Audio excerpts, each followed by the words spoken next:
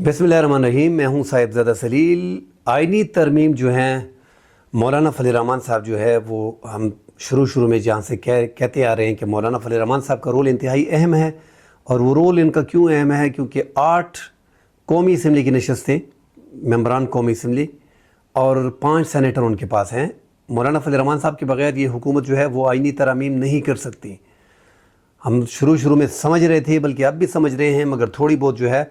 मौलाना फजल रहमान साहब जो राज़ी हो गए हैं, तो फिर हम अगर तफसील से इसको देखते हैं और गौर से देखते हैं तो ऐसा लग रहा है कि मौलाना फजल रहमान साहब बारगेनिंग कर रहे थे। क्योंकि जो स्टेप उन्होंने उठाए हैं और जो हम जिस तरीके से मौलाना फजल रहमान साहब को अब एक्टिव देख रहे हैं, जो इससे पहले बिलावल को एक्टिव देखा है, अब हम देख रहे हैं कि मौलाना फजल रहमान साहब काफ़ी एक्टिव हो गए हैं और वो आइनी तरामीम के लिए 90-95% एग्री हो गए। अब 90-95% एग्री होना सिर्फ एक नुक्ते पे, जो वहाँ पे उस पे भी परसों मौलाना साहब का बयान सामने था, मगर फिर वहाँ उन्होंने थोड़ा सा स्टैंड लिया है। अब देखते हैं कि वो स्टैंड ले पाते हैं कि नहीं, फिर मान लेते हैं। उनका कहना है कि अब जो स्टैंड जहाँ पे लिया है, तो मौलाना फजल रहमान साहब आइनी बेंच पे लगे हुए हैं और वफाकी हुकूमत और पीपल्स पार्टी की हुकूमत वफाकी आइनी अदालत के लिए लड़ रही है। ये एक ऐसा नुक्ता है कि यहाँ पे मौलाना फजल रहमान साहब राज़ी दिखते हैं, नज़र आ रहे हैं। मगर चूँकि आज जमीयत उलमा इस्लाम के सीनियर मेंबर हाफिज़ हम्दुल्लाह ने एक बयान दिया है कि वफाकी आइनी अदालत का क़याम जो है वो निज़ाम की तबाही का है।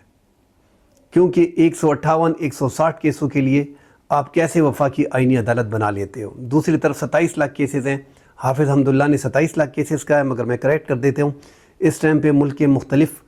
लोअर कोर्ट्स में, डिस्ट्रिक्ट कोर्ट्स में 18 लाख केसेस हैं, जबकि 4-4.5 लाख केसेस मुल्क की मुख्तलिफ हाई कोर्ट्स में हैं। तो ये 22-23 लाख केसेस हैं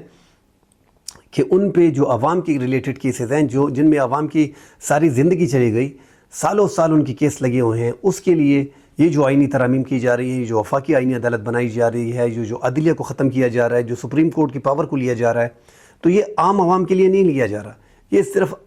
160, 180, 190, 200 केसों के लिए ये सारे आइनी तरामीम की जा रही हैं और वफाकी आइनी अदालत बनाई जा रही है। अपने मफाद के लिए यार, अवाम का इसमें टके का मफाद नहीं है। होना तो ये चाहिए था कि अपोजिशन को बिठाते, जिस तरह अभी ये आधी अपोजिशन साथ है, ये तहरीक इंसाफ को भी बिठाते और ये सोचते कि यार हमारी अदलिया जो है वो 130, 132, 139 नंबर पे है,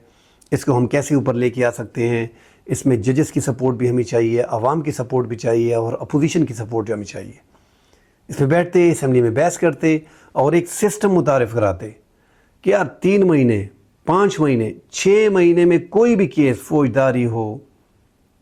दीवानी हो, फैमिली कोर्ट की केसेस हो, आइनी कोर्ट की केसेस हो, 6 महीने, 3 महीने, 4 महीने, 5 महीने, वटेवर, जो एक फ़िक्स कर दें 4-5 महीने, इससे ज़्यादा कोई केस पाकिस्तान में आगे नहीं चलेगा। जजेस की तादाद डिस्ट्रिक्ट्स में बढ़ानी है, तहसील में बढ़ानी है, डिवीजन्स में बढ़ानी है, हाई कोर्ट्स में बढ़ानी है, सुप्रीम कोर्ट में बढ़ानी है, बेशक बढ़ा लें। उसके लिए वसाइल कहाँ से आते? उसके लिए वसाइल का इंतज़ाम करते, अपनी अय्याशियों को कम करते। इस टाइम पे पूरे पाकिस्तान में 4.5 लाख गाड़ियाँ जो हैं, सरकारी गाड़ियाँ, वो मुख्तलिफ़ इदारों के पास हैं, जिसकी मालियत 5.5-6 अरब रुपए है। आप अपनी अय्याशियों को कम करके उन गाड़ियों को, और उसमें ज़्यादा गाड़ियां जो हैं, एक सेक्टर के पास 3-3 गाड़ियां हैं। जो ग्रेड 22 का अफसर है, जो ग्रेड 21 का अफसर है, जो ग्रेड 20 का अफसर है, जिसकी ज़्यादा चल रही है, बड़े बड़े ब्यूरोक्रेट हैं, उनके पास 6-6, 8-8, 10-10 गाड़ियाँ। सीसी में उनके पास 2700 सीसी, 1800 सीसी, 3000 सीसी, 4500, 4000 सीसी, इतने बड़े बड़े सीसी का क्या करना है उनके पास गाड़ियाँ। तो सरकार को चाहिए कि पहले अपनी अय्याशियाँ कम करें। देखिए, अवाम की अपनी खिदमत करनी है। अवाम की खिदमत कैसे की जाती है? अपने अखराजात में आप कमी करोगे, मुल्क वैसे भी तबाही की तरफ जा रहा है। 120-130 अरब डॉलर का इस मुल्क पे कर्जा है। उस कर्जे को कम नहीं हो रहा, हर साल उसमें इजाफा होता है। हर साल हर हुकूमत कहती है कि IMF के पास हमारा जाना जो है ये आखिरी जाना है। तो आप अपनी अय्याशी को कम करोगे, आप अगर बचत करोगे तो अपने ही जो आप अरबों रुपए अपनी गाड़ियों पे लगा रहे हो, तो ये आप कम कर दें। और 1300 सीसी गाड़ी जो है उसको एक 20, 21, 22 ग्रेड अफसर जो है वो 1300 सीसी गाड़ी, अगर ख़ुद उस पर इम्प्लीमेंट नहीं कर सकते, ख़ुद उस पर 1300 गाड़ी में नहीं घूम सकते, तो आप कोशिश करें कि 1300 सीसी गाड़ी जो है वो ब्यूरोक्रेट के लिए कर दें कि जितने बड़े ब्यूरोक्रेट हैं वो 1300 सीसी गाड़ी जो है उसमें जाएंगे। یہ جو اتنی عیاشیاں ہو رہی ہیں اپنی عیاشیوں کو کم کرو، اور یہ جو 1300 سی سی گاڑی جو ہے وہ سارے بیوروکریٹ کو دیں، اور اپنے وزراؤں کو بھی 1300-1500 سی سی اوپر سے گاڑی نہ دیں۔ آپ اپنے خرچے کم کر سکتے ہیں، اس سے کم آپ کو 3-3.5 ارب روپے کا فائدہ ہوگا، اور یہ جو 2 ارب روپے ہیں، 1.5 ارب روپے ہیں، یہ آپ بیوروکریٹ استعمال کرتے رہیں۔ اربوں روپے کی پیٹرول یہ استعمال کرتے ہیں، آپ اس میں بھی کمی لے کے آئیں۔ اگر ایک 22 گریڈ کا افسر 10 لاکھ روپے اس کا خرچہ ہے، اس کا تیل کا خرچہ جو ہے وہ 2-2.5 لاکھ روپے ہے، بھائی کم کرو اس کو، آپ اربوں روپے اس میں بچا سکتے ہو۔ تو یہ سارے فنڈ جو ہیں اگر آپ کم کرنا چاہیں تو آپ عدلیہ کو نکال سکتے ہو، اس سے کیا ہوگا کہ عوام کو ریلیف ملے گا۔ جب 6 مہینوں میں سارے وہی انگریز کا سسٹم چلا رہا ہے، اس میں ہم خوش ہیں، اپنے آپ کے لیے ہم 2 منٹ میں جو ہے وہ آرٹیکل لے کے آتے ہیں۔ جب ہم نے دیکھا ہے کہ سپریم کورٹ کے فیصلے کے سامنے جو حکومت نے بند باندھا ہے، جو 13 رکنی فل کورٹ بینچ میں 8-5 کی اکثریت سے جو مخصوص نشستیں ہیں جو سپریم کورٹ نے فیصلہ کیا کہ یہ تحریک انصاف کی بنتی ہیں، ان کے فیصلے کے سامنے سمپل اکثریت سے، سمپل میجارٹی اس ٹائم پہ ان کے پاس ہے، 2/3 اکثریت ہے بھی نہیں، سپریم کورٹ کے فیصلے کے سامنے بند باندھا گیا، اور الیکشن 2017 ایکٹ کے تحت جو ہے وہ منظور کیا گیا، اور اس میں جو ہے وہ ترامیم کی گئی۔ تو اس طرح سپریم کورٹ کا فیصلہ روکا گیا، اور الیکشن کمیشن نے بھی اس کا ساتھ دیا۔ تو جس انداز میں یہ ہمارے حکمران، ہماری اسٹیبلشمنٹ عدلیہ کو استعمال کرتی ہے، عدلیہ اسی طرف استعمال ہوتے ہیں۔ ابھی ہم ریسنٹلی دیکھ رہے ہیں کہ عدلیہ کو تباہ کیا جا رہا ہے اپنی آئینی کیسز کے لیے، جس طرح حافظ حمداللہ نے کہہ دیا کہ 158-200 کیسز کے لیے آپ وفاقی آئینی عدالت بنا رہے ہو، اس پہ اربوں روپے کا خرچہ ہوگا، اس کے لیے سسٹم دوبارہ سے بنے گا، اس کے ججز خود طریقے سے اپنی سیاسی جج اس میں لگا رہے ہو۔ جب آپ ایک جج کو سیاسی طور پہ اس کا انٹرویو کریں گے، آج آپ کی حکومت ہے، کل عمران کی حکومت ہوگی، کل پیپلز پارٹی کی گورنمنٹ ہوگی، اگر ججز کے پاس گورنمنٹ کے پاس 3 رکنی پینل جائے گا تو ججز آپس میں کمپٹیشن کریں گے، کیونکہ سینیارٹی کا ٹائم تو ختم ہو گیا، سینیارٹی کی بیس پہ تو بھی نہیں ہونا۔ اب جو بیس ہے کہ سرکار کے فیصلے کو سرکار کے ان کے فیصلوں کو پسند کرتا ہے، سرکار کے فیصلوں کو کون سپورٹ کرتا ہے، سرکار کے لیے کون فیصلہ کرتا ہے، ان ججز کو لیا جائے گا پینل میں کہ ہاں یار یہ فلاں جج نے میرے خلاف فیصلہ دیا تھا۔ یہ کیسے پاسبل ہے کہ ایک پارٹی کا اس ٹائم پہ اگر شہباز شریف وزیر اعظم ہے تو وہ کس سے مشورہ کرے گا؟ مریم نواز چیف منسٹر پنجاب ہے، جس پہ اس ٹائم پہ نواز شریف کی بیٹی ہونے کے باعث پورے وفاق میں اس کی چلتی ہے۔ نواز شریف سے بیٹھ کے پوچھا جائے گا، نواز شریف اسے انسٹرکشن دیں گے، فلاں جج نے میرے خلاف فیصلہ دیا، فلاں جج ہماری پارٹی کے خلاف ہے، اس لیے فلاں جج کو لے لو، تو یہ جج سیاسی بن جائیں گے۔ 175A کی جو خوبصورتی تھی اس کا زبردست طریقہ کار تھا کہ جو موسٹ سینئر جج ہے، آرٹیکل 175A کے تحت صدر مملکت چیف جسٹس کے جانے کے بعد اعلان کر دیتا ہے کہ جو موسٹ سینئر جج ہے اس کو لگا دیا جاتا ہے۔ یہاں پہ موسٹ سینئر جج اس ٹائم پہ منصور علی شاہ صاحب ہیں، اس کو ہٹایا جا رہا ہے۔ جو مولانا فضل الرحمان صاحب بارگیننگ کی پوزیشن میں آ گئے ہیں، اس مدعے پہ آتے ہیں۔ مولانا فضل الرحمان صاحب حکومت کی تقریباً تمام شرائط، تمام جو مسودے ہیں ان کے، ہر کوئی کہہ رہا ہے کہ میرا اپنا مسودہ ہے، آپ مسودوں کو چھوڑیں، آپ دیکھیں گے اتفاق کتنا ہو گیا ہے، مور دین 90-95% اتفاق ہو گیا ہے۔ اتفاق کس چیز پہ ہو گیا ہے کہ ہاں وفاقی آئینی عدالت یا بینچ ہونا چاہیے، کہ ہاں ججز کو جو ہے اس کا انٹرویو 3 رکنی پینل جانا چاہیے۔ تو جب اتنا اتفاق ہو گیا ہے تو باقی حکومت کے لیے بڑا آسان ہو گیا ہے۔ اب مولانا فضل الرحمان صاحب بارگین کر رہے تھے، یا یہ حکومت،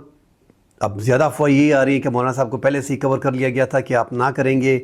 اسٹیبلشمنٹ کے ذریعے سے بھی پیغامات دیے جا رہے تھے، اور جو مولانا فضل الرحمان صاحب جس انداز میں اپنے پتے کھیل رہے تھے، آخر میں یکا ان کے پاس تھا، انہوں نے کہا ٹھیک ہے،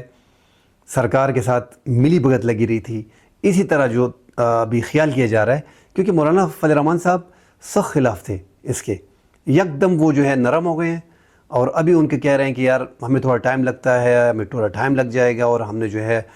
ہمیں بند لفافے میں جو اتوار کو دن دیا گیا تھا، ایک سیاسی پوائنٹ سکورنگ اپنی جگہ میں، مگر یہاں پہ سارے ملک میں جو عوام مولانا فضل الرحمان صاحب کی جو پاپولیرٹی میں بھی اضافہ ہوا تھا، تو لوگ دیکھ رہے تھے کہ مولانا فضل الرحمان صاحب آئین کے محافظ ہیں، مگر یہاں پہ آج وہ جلسوں میں بھی انہوں نے کہا ہے کہ میں آئین کا محافظ ہوں، مگر یہاں پہ لگ رہا ہے کہ وہ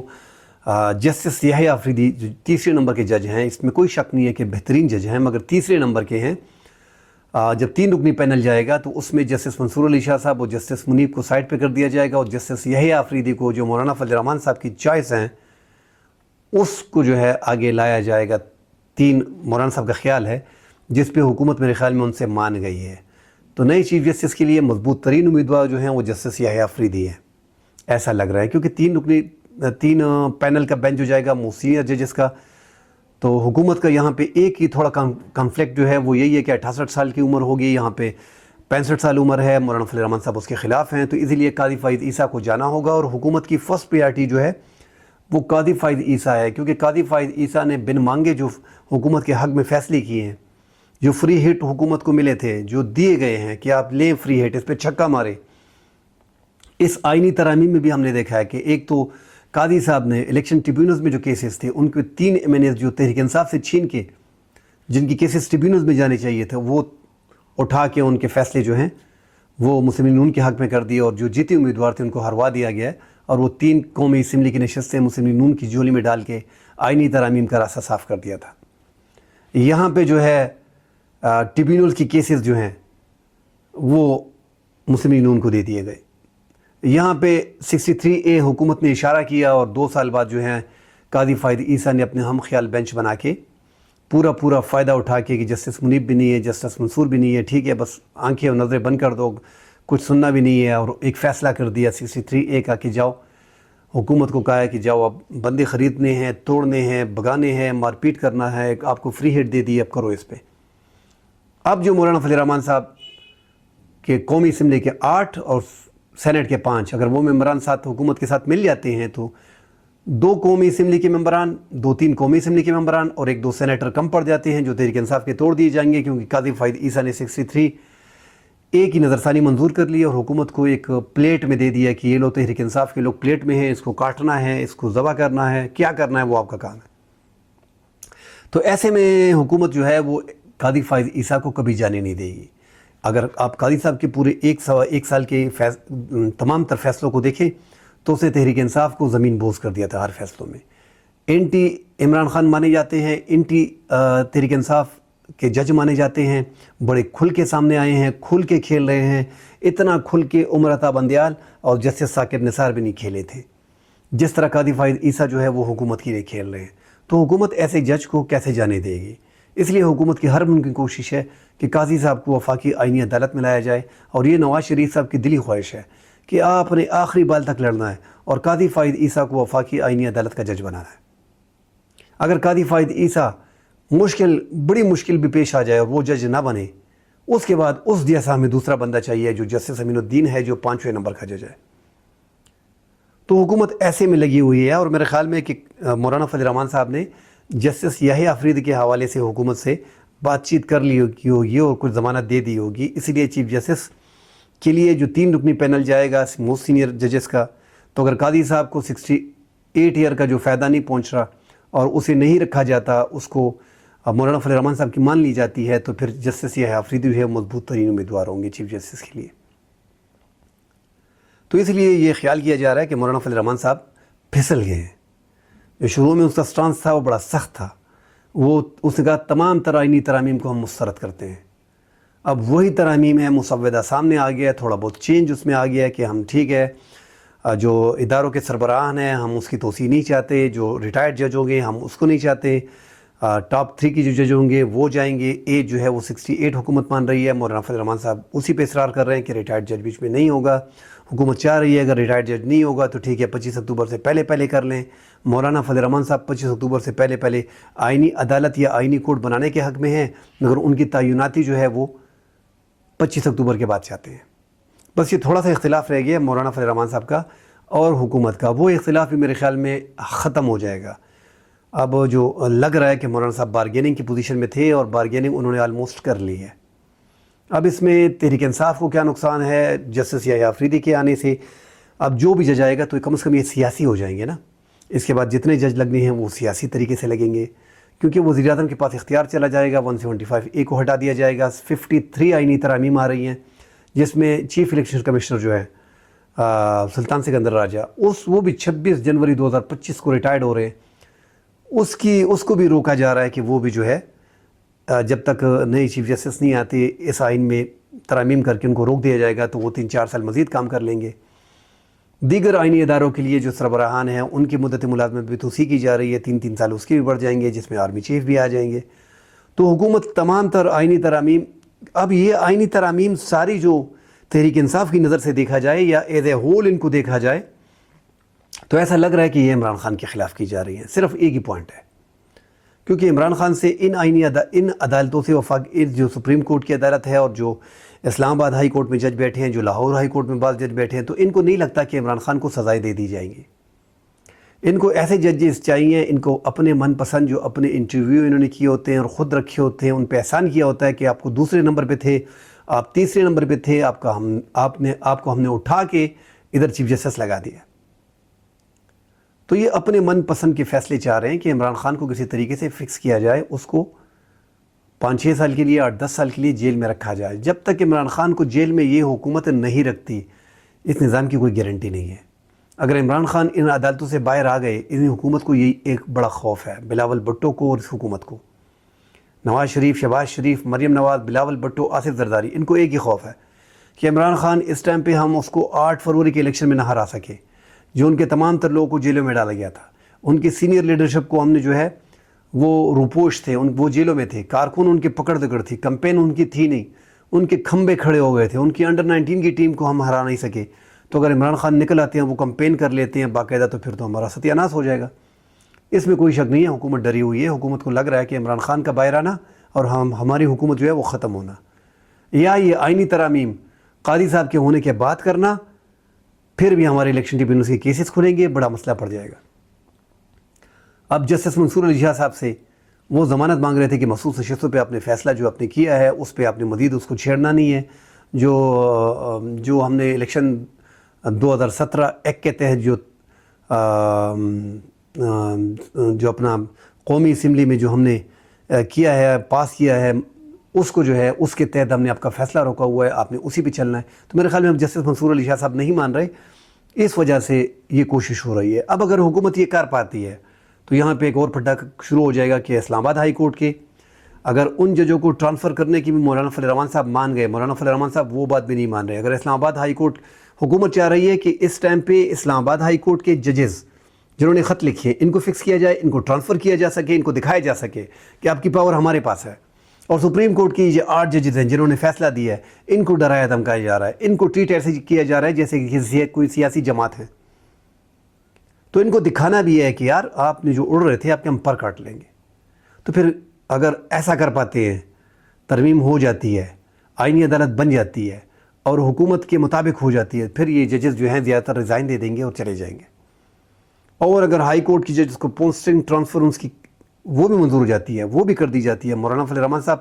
کو راضی کر لیا جاتا ہے، پھر تو یہ سپریم ہائی کورٹ کے جو لاہور ہائی کورٹ میں جو 6-7-8 ججز ہیں، اسلام آباد ہائی کورٹ میں جو 5-6 ججز ہیں، یہ ساری ریزائن کر دیں گے. تو حالات اس نہج پہ پہنچ گئے ہیں کہ حکومت نے پٹھا بٹھا دیا ہے سپریم کورٹ کا. پورے 15-20% پاکستان کے 73 کے آئین میں پورے چینجز ہو رہے ہیں، کیونکہ آپ ایک پورے جو ایک مین پلر ہے اس کو ہلا رہے ہیں. کیوں ہلا رہے ہیں؟ آپ کو ڈر ہے کہ یہ ایک سیاسی جماعت کو سپورٹ کر رہے ہیں، حالانکہ وہ رولز ریگولیشن پہ چل رہے ہیں، وہ قانون کے مطابق چل رہے ہیں، وہ اپنے فیصلے دے رہے ہیں، وہ ثابت کر رہے ہیں، وہ آرٹیکلز کا حوالہ دے رہے ہیں. وہ الیکشن کمیشن ایک فریق بنا ہوا ہے، اس کی غلطیاں سامنے لے کے آ رہا ہے. حکومت کو پتہ ہے کہ الیکشن کمیشن ہمارے ساتھ ملی ہوئی ہے، قاضی صاحب ہمارے ساتھ ملا ہوا ہے، تو یہ چیختے رہیں یہ 8 جج، ہم انہیں کو غلط ثابت کر دیں گے. پاکستان ہے، پاکستان میں کچھ بھی ہو سکتا ہے. اب 8 ججز کو بتایا جا رہا ہے، ان کو دکھایا جا رہا ہے کہ آپ کے ساتھ ہم کیا کر سکتے ہیں. تو یہ سارا گیم اسی لیے ہو رہا ہے. کل انشاءاللہ اگلے پروگرام میں ملتے ہیں، مزید ڈسکشن اس پہ کریں گے کہ بات کس طرف جاتی ہے جب آئینی ترامیم ہوگی اور نزدیک پہنچیں گی، اس میں مزید بات کریں گے. اللہ حافظ.